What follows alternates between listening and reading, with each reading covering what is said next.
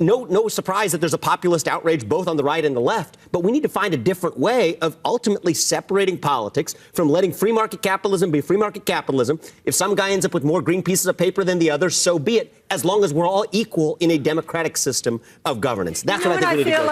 I feel like this table is a bunch of French aristocrats a week before the masses made it to the Bastille. This is not about what you think. It's not about what you think, because you are, listen, I'm very glad free market capitalism has been wonderful to you. It hasn't been bad to me. I understand the high side of this party. If you're in the party, it's wonderful. Not enough people can get into the party today. We're saying the same thing, Marianne. We're saying the same thing. They're locked out by government policy that actually favors the people who are in charge, like the stimulus programs. Again, with the PPP thing. It's not that I'll give you half, but then what are you doing with it?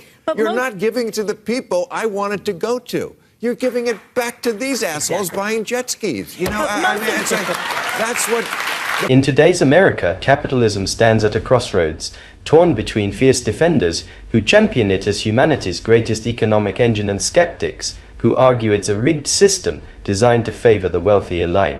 On Real Time, with Bill Maher, billionaire entrepreneur Vivek Ramaswamy, and progressive advocate Marianne Williamson, engaged in a fiery clash over the brutal realities of modern capitalism.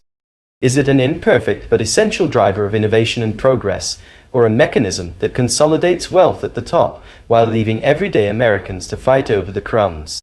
Ramaswamy passionately defended free market capitalism, framing criticisms as misplaced grievances fueled by government overreach and inefficiency. Williamson, on the other hand, painted a stark picture of systemic inequality, arguing that capitalism, in its current form, prioritizes profits over people. Maher weighed in with a sobering warning. Unchecked wealth inequality could be the spark for a populist uprising, pushing America closer to political and social turmoil. Are we approaching the limits of capitalism? More, are we playing with fire by undermining it? This debate delves into the heart of America's economic discontent, exploring whether capitalism itself is the culprit or merely a scapegoat for deeper structural issues. Don't miss this heated exchange. It's a must-watch for anyone grappling with the future of America's economic system. Most of the people who do not want to pay higher taxes, who have a lot of money, are not complaining about where the PPP loans went. They, as Martin Luther King said, if they give it to poor people, they call it a handout. If they give it to rich people, they call it a subsidy. But this didn't go to poor people. That's the whole point. It did not go to the poor people. But those same rich people are the ones who do not want to pay, for instance, something like... President Biden, if he wanted to, could declare a national medical emergency and expand Medicare to everyone tonight. After a contentious start between the guests, Bill Maher dove into the debate with a pointed observation, drawing historical parallels to warn of the potential consequences of unchecked economic inequality. Citing examples of past uprisings against entrenched elites, Maher cautioned that growing frustration among the economically disenfranchised could spark a similar reckoning in America, challenging the foundations of the capitalist system itself. Maher highlighted the recurring issue of government bailouts and policies that seem to disproportionately benefit corporations at the expense of ordinary citizens. This dynamic, he argued, feeds populist anger and erodes trust in both government and capitalist institutions, widening the gap between the wealthy and everyone else. Vivek Ramaswamy countered with his vision of a leaner, less intrusive government, arguing that a truly free market would foster innovation and prosperity for all. However, Maher's critique raised a crucial question. Can capitalism function fairly without some level of oversight to prevent corporations from gaming the system and solidifying their advantages? The debate zeroed in on a central tension in modern economics. How much government intervention is necessary to ensure a fair and equitable economy? And at what point does intervention stifle the very progress capitalism promises? This exchange underscores the deep divide over the role of government in balancing the scales of economic justice. The next question that we are sent in, why isn't universal health care making any progress even in a liberal state like California? The majority of people want it. And you said not because of the insurance companies? Okay. The majority of Americans No, I didn't say that. Medicare I for all. said not just because. Okay, but that's what happened in California. It was that $1 million check from the insurance companies. Well, it's also majority the of pharmaceutical people want it. companies.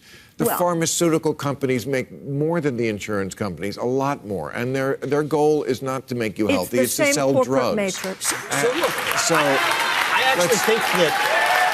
I actually think there's truth to a lot of what you guys are saying, but at the end of the day, they're able to deflect accountability for these questions by actually changing the subject. That's a big part of what we were talking about with this cultural elitism, is ultimately part of the reason that you see Pfizer decide or a big corporation decide that there's going to be a certain number of people who are going to staff its ranks who are diverse. These are the press releases you see from pharmaceutical companies today, not actually how we're going to bring down the cost of drug But also, development and make drugs cheaper. can I interject a little factual that I recall? I may not have the facts exactly right, but they have done this, they've studied this. Why can't we have universal? Because it is popular as an idea in California. The majority of people want it in the United States. Okay. Ramaswamy contended that the inefficiency and high costs plaguing American healthcare stem largely from excessive government bureaucracy debt.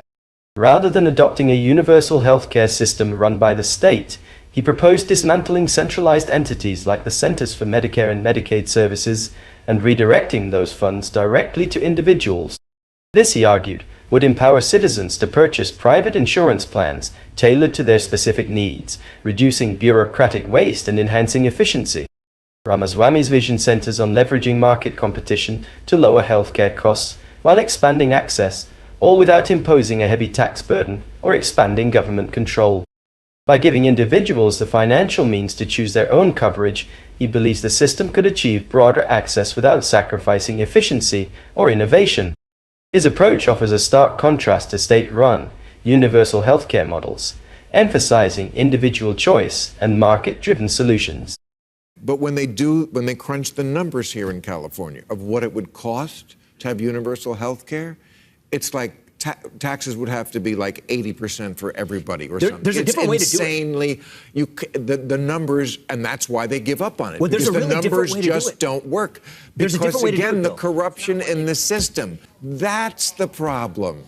We can't tell the gougers to stop doing that. There's a different way to get to universal health care, and I think it's really important because no one's talking about it, is actually you might take the administrative bureaucracy that's responsible for administering those dollars, just like the bureaucracy that administers PPP, by the way, they waste a lot of money, send it to the wrong places, and I would say, let's actually dissolve that entire apparatus, CMS, Center for Medicare and Medicaid Services, take the money and distribute it to the people who can't afford to buy private health insurance to actually buy private health insurance. And if you crunch those numbers, it's about $5,000 to $6,000 a person. It gets you most of the way there. So get rid of the bureaucracy and give the money back to the people. That's what I say. What we need to remove is the profit-making middleman of insurance companies. That's what needs to be removed. You're still helping the insurance companies. You're still giving the money to the insurance companies. The debate highlights a fundamental tension between access and affordability in healthcare. While Maher pointed to the high costs often associated with universal healthcare, Williamson and Ramaswamy presented contrasting pathways to broaden access without imposing substantial tax burdens. Williamson advocated for a fully public system focused on universal access, while Ramaswamy championed a market-driven approach aimed at reducing costs through efficiency. Both proposals, however, face significant hurdles. Ramaswamy's plan could encounter resistance to reducing entrenched government structures, while Williamson's would likely face fierce opposition from insurance companies and industry lobbyists with a vested interest in maintaining the status quo. Meanwhile, Maher's critique of the financial challenges tied to universal healthcare underscores the difficulty of crafting solutions that are both politically feasible and economically sustainable. As an observer, it's clear that each perspective raises valid concerns, but none offers a complete answer in isolation. The American healthcare system is undeniably burdened by issues of accessibility, cost, and inefficiency, and the debate reveals how complex and multifaceted the solutions must be. What are your thoughts on this debate? Share your perspective in the comments below. And if you found this discussion thought-provoking, don't forget to like and subscribe. It really helps us bring you more content like this. Thanks for watching.